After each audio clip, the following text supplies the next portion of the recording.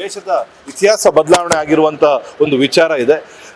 ಅದು ಅಸ್ಪೃಶ್ಯತೆ ವಿಚಾರ ಆಗಿರ್ಬೋದು, ಅಥವಾ ವಿದ್ಯಾಭ್ಯಾಸದಲ್ಲಿ ಸಮಾನತೆ ತರುವಂಥ ವಿಚಾರ ಆಗಿರ್ಬೋದು, ಅಹಿಂಸೆ ಮತ್ತು ಸತ್ಯಾಗ್ರಹವನ್ನು ಇಡೀ ದೇಶಕ್ಕೆ ಪ್ರತಿಪಾದನೆ ಮಾಡಿದಂಥ ವಿಚಾರ ಆಗಿರ್ಬೋದು, ಮತ್ತು ಎಲ್ಲ ವರ್ಗದ ಜನರನ್ನು ಕೂಡ ಸ್ವಾತಂತ್ರ್ಯ ಹೋರಾಟದ ಮುಂಚೂಣಿಗೆ ತರುವಂಥ ವಿಚಾರ ಈ ಒಂದು ಸಂವಾದದಲ್ಲಿ ನಡೀತು.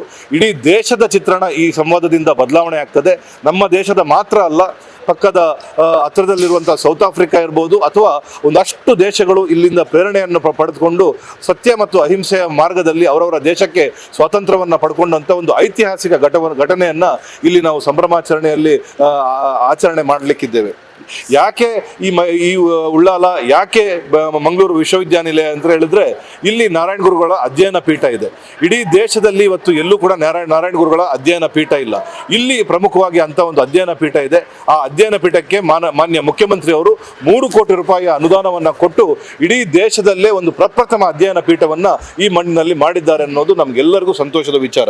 ಇದೊಂದು ಸೌಹಾರ್ದತೆಯ ಸಂಭ್ರಮಾಚರಣೆ ಅಂತ ಹೇಳಲಿಕ್ಕೆ ನಾನು ಇಷ್ಟಪಡ್ತಾ ಇದ್ದೇನೆ. ಎಲ್ಲ ಜಾತಿಯ, ಎಲ್ಲ ವರ್ಗದ, ಎಲ್ಲ ಧರ್ಮದ ಜನರು ಈ ಕಾರ್ಯಕ್ರಮಕ್ಕೆ ಬರಲಿಕ್ಕಿದ್ದಾರೆ. ಇದು ಸೌಹಾರ್ದತೆಯ ಸಂಭ್ರಮ ಇಲ್ಲಿ ನಡೀಲಿಕ್ಕಿದೆ ಅನ್ನೋ ವಿಚಾರ ನಾನು ಒತ್ತಿ ಹೇಳಲಿಕ್ಕೆ ಇಷ್ಟಪಡ್ತಾ ಇದ್ದೇನೆ. ಈಗಾಗಲೇ ಈ ಕಾರ್ಯಕ್ರಮಕ್ಕೆ 350 ಬಸ್ಗಳು ಈಗಾಗಲೇ ಕನ್ಫರ್ಮ್ ಮಾಡಿದೆ. ಇನ್ನು 400 ಬಸ್ಗಳು ಬರುವಂಥ ನಿರೀಕ್ಷೆ ಇದೆ. ಅತಿ ಹೆಚ್ಚು 4 ವೀಲರ್ಗಳು, 2 ವೀಲರ್ಗಳಲ್ಲಿ ಬೇರೆ ಬೇರೆ ಜಾಗದಿಂದ ಜನರು ಬರಲಿಕ್ಕಿದ್ದಾರೆ. ಉಡುಪಿ, ದಕ್ಷಿಣ ಕನ್ನಡ ಜಿಲ್ಲೆ, ಶಿವಮೊಗ್ಗ, ಚಿಕ್ಕಮಗಳೂರು, ಉತ್ತರ ಕನ್ನಡ, ಮಡಿಕೇರಿ ಭಾಗ, ಕಾಸರಗೋಡು ಭಾಗದಿಂದ ಜನರು ಬರುವ ನಿರೀಕ್ಷೆ ಇದೆ. ಈಗಾಗಲೇ ಇಲ್ಲಿ 15,000 ಆಸನದ ವ್ಯವಸ್ಥೆಗಳನ್ನು ಮಾಡಲಾಗಿದೆ. ಇನ್ನು ಹೆಚ್ಚಿನ ಆಸನದ ವ್ಯವಸ್ಥೆಗೆ ನಮ್ಮ ಹತ್ರ ಎಲ್ಲ ತಯಾರಿ ಇದೆ. 25,000 ಜನ ಬರುವಂಥ ನಿರೀಕ್ಷೆಯನ್ನು ನಾವು ಮಾಡಿಕೊಂಡಿದ್ದೇವೆ. ಇದಕ್ಕೆ 600 ಜನ ಪೊಲೀಸರು ಈಗಾಗಲೇ ನಮ್ಮ ಮಾನ್ಯ ಸ್ಪೀಕರ್ ಅವರ ನಿರ್ದೇಶನದಂತೆ ಸುತ್ತಲೂ ಭದ್ರತೆ ಒದಗಿಸುವ ಒಂದು ನಿಟ್ಟಿನಲ್ಲಿ 600 ಜನ ಪೊಲೀಸರನ್ನ ಇಲಾಖೆ ನಿಯೋಜನೆ ಮಾಡಲಿಕ್ಕೆ ಈಗಾಗಲೇ ಪೂರ್ವ ತಯಾರಿಯನ್ನು ಮಾಡಿದೆ. 25,000 ಜನರಿಗೆ ಊಟದ ವ್ಯವಸ್ಥೆಯನ್ನು ಮಾಡಲಾಗಿದೆ, ತಿಂಡಿ ವ್ಯವಸ್ಥೆಯನ್ನು ಮಾಡಲಾಗಿದೆ, ಮತ್ತು ಸಾಯಂಕಾಲದ ಚಾ ಕಾಫಿಯ ವ್ಯವಸ್ಥೆ ಕೂಡ ಮಾಡಲಾಗಿದೆ.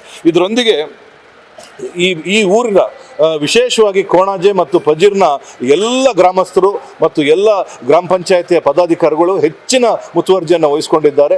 ಈ ಭಾಗದ ಎಲ್ಲ ಜಾತಿಯ, ಎಲ್ಲ ಸಮುದಾಯದ, ವಿಶೇಷವಾಗಿ ಎಲ್ಲ ಹಿಂದುಳಿದ ಸಮುದಾಯಗಳು, ನಮ್ಮ ಎಲ್ಲ ಮಸೀದಿಗಳು, ನಮ್ಮ ಎಲ್ಲ ಚರ್ಚ್ಗಳು, ಎಲ್ಲ ಕಡೆ ಸ್ವಾಮೀಜಿಯವರೇ ಸ್ವತಃ ಭೇಟಿಯನ್ನು ಕೊಟ್ಟು ಎಲ್ಲರಿಗೂ ಆಹ್ವಾನವನ್ನು ಕೊಟ್ಟಿದ್ದಾರೆ. ಬೇರೆ ಬೇರೆ ಸಂಘ ಸಂಸ್ಥೆಗಳು ನಮ್ಮ ಜೊತೆ ಈಗಾಗಲೇ ಕೈ ಜೋಡಿಸಿದ್ದಾರೆ. ಈ ಕಾರ್ಯಕ್ರಮದಲ್ಲಿ ಮಾನ್ಯ ಮುಖ್ಯಮಂತ್ರಿ ಅವರು ನಾರಾಯಣ ಗುರು ಅಧ್ಯಯನ ಪೀಠಕ್ಕೆ ವಿದ್ಯುಕ್ತವಾಗಿ ಚಾಲನೆಯನ್ನು ಕೊಡಲಿದ್ದಾರೆ ಮತ್ತು ಅವರು ಸಂದೇಶವನ್ನು ಕೊಡಲಿದ್ದಾರೆ.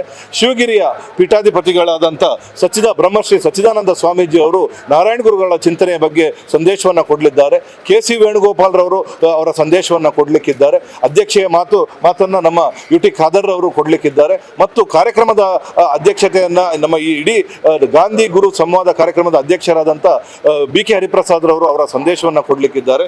ಇದರೊಂದಿಗೆ ಐತಿಹಾಸಿಕ ಅಂತ ಹೇಳಿದ್ರೆ, ಇಲ್ಲಿ ಸರ್ವಮತ ಸಮ್ಮೇಳನದ ಒಂದು ಐತಿಹಾಸಿಕ ಸಂಭ್ರಮಾಚರಣೆಯ ಶತಮಾನೋತ್ಸವ ಕೂಡ ಇಲ್ಲಿ ನೆರವೇರಲಿಕ್ಕಿದೆ.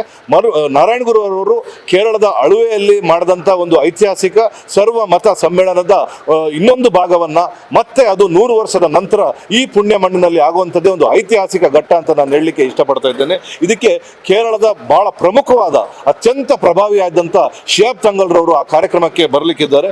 ನಮ್ಮ ಮಂಗಳೂರಿನ ಬಿಷಪ್ ರವರು ಬರ್ತಾರೆ, ಸಿರೋಮಲ್ಲಬಾರ್ನ ಬಿಷಪ್ ರವರು ಬರ್ತಾರೆ, ಬ್ರಹ್ಮಕುಮಾರಿಯ ಪ್ರಮುಖರಾದಂಥ ಬೆಹನ್ ವೀಣಾರವರು ಬರ್ತಿದ್ದಾರೆ. ಇಲ್ಲಿ ರಾಮಕೃಷ್ಣ ಆಶ್ರಮದ ಪ್ರಮುಖ ಗುರುಗಳು ಈ ಕಾರ್ಯಕ್ರಮದ ಸರ್ವಮತ ಸಮ್ಮೇಳನದಲ್ಲಿ ಅವರ ಭಾಷಣ ಕೂಡ, ಅವರ ಸಂದೇಶವನ್ನು ಕೊಡಲಿಕ್ಕಿದ್ದಾರೆ. ಅದಾದ ನಂತರ ಬೌದ್ಧ ಭಿಕ್ಷು ಅವರು ಕೂಡ ಬಂದು ಇಲ್ಲಿ ಅವರ ಸರ್ವಮತ ಸಮ್ಮೇಳನದ ದಿಕ್ಸೂಚಿ ಭಾಷಣವನ್ನು ಅವರು ಕೊಡಲಿಕ್ಕಿದ್ದಾರೆ. ಈ ರೀತಿ ಎಲ್ಲ ಧರ್ಮದವರು ಬಂದು ಈ ಮನುಕುಲಕ್ಕೆ ಬೇಕಾದಂಥ, ನಾವೆಲ್ಲರೂ ಮನುಷ್ಯರು, ನಮಗೆ ಒಂದೇ ಜಾತಿ, ಒಂದೇ ಧರ್ಮ, ಒಬ್ಬನೇ ದೇವರು, ನಾವೆಲ್ಲ ಒಂದೇ ತಾಯಿಯ ಗರ್ಭದಿಂದ ಬಂದಿದ್ದೇವೆ, ನಾವೆಲ್ಲ ಒಂದೇ ರೂಪದಲ್ಲಿ ಬಂದಿದ್ದಾರೆ ಎನ್ನುವ ಸಂದೇಶವನ್ನ ವಿಶ್ವಕ್ಕೆ ಕೊಡುವಂತ ಒಂದು ಐತಿಹಾಸಿಕ ಸಮ್ಮೇಳನ ಇದಾಗಲಿಕ್ಕಿದೆ. ನಿನ್ನೆ ತಾನೇ ನಾವು ಯೂನಿವರ್ಸಿಟಿಯಲ್ಲಿ ಆದಂಥ ಕಾರ್ಯಕ್ರಮದಲ್ಲಿ ಒಂದು ಮನವಿಯನ್ನು ಕೊಟ್ಟಿದ್ದೇವೆ.